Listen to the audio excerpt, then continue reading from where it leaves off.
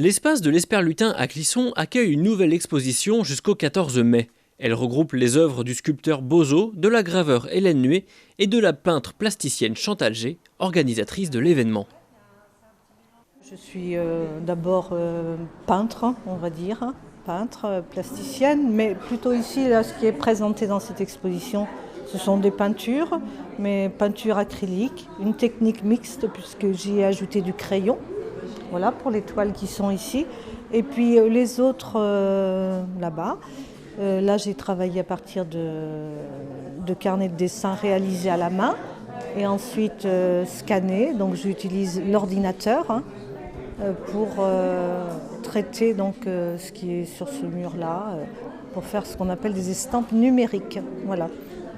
Donc il y a souvent des expositions à l'Esperlutin et cette fois-ci c'est Et de Troyes. Pourquoi ce nom ? Alors Et de Troyes parce qu'en fait cette exposition n'est pas une exposition de l'association Lien comme vous avez pu voir les fois précédentes, mais c'est la 3e année que j'expose donc avec Bozo. Et cette année, on avait décidé d'inviter une 3e, ce qui explique le titre, puisqu'avec Bozo, j'avais déjà fait 2 expositions. Et que cette année, nous avions décidé d'inviter une autre artiste. Voilà. Et on se connaît, on est des amis depuis longtemps. Donc c'était Hélène que nous avions choisi d'accueillir pour qu'elle présente son travail de gravure, parce que la gravure... c'est quelque chose qu'on voit moins souvent que des expositions de peinture et ça intéresse en fait énormément les gens. Je grave sur du cuivre poli, et je grave essentiellement avec un petit outil qu'on appelle un burin, qui creuse des sillons dans le métal, comme on trace des lignes sur un papier, mais en creusant. Tout est gravé sur du cuivre, mais le cuivre est une matrice qui sert à imprimer. Donc ensuite, c'est un travail d'impression. Comment est-ce que vous faites pour gérer toutes les nuances de gris, de noir ? Alors c'est au moment de la gravure. Les traits sont plus ou moins serrés, creux, tramés. Voilà. Tout ça, c'est un travail manuel, mais c'est en creusant plus ou moins qu'on a les gammes de gris et les noirs profonds. Ça mérite tout de même une grande précision parce qu'on a des traits tout de même très fins.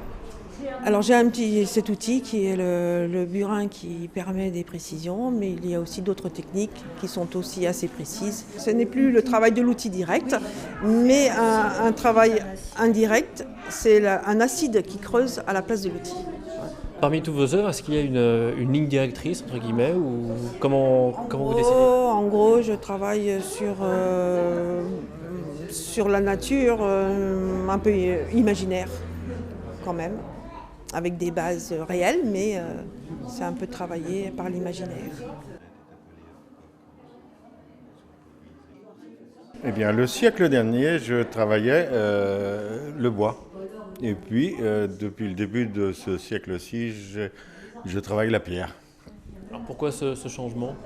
Eh bien, c'est le changement de siècle. C'est un nouveau millénaire.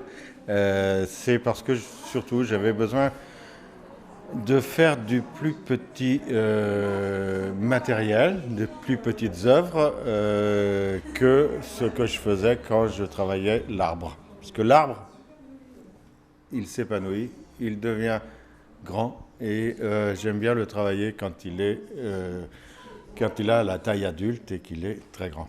Comme j'habite le vignoble autour de Clisson, travailler les poteaux qui permettent de palisser la vigne, qui sont en schiste, en ardoise. Et c'était une récréation de faire du petit modèle de sculpture en schiste. Donc qu'est-ce que vous essayez de représenter à travers ces sculptures en schiste ? Je ne représente rien. Et ce qui est parfois cocasse, la série de sculptures verticales qui sont présentées dans cette exposition, je les appelle la forme d'une vie.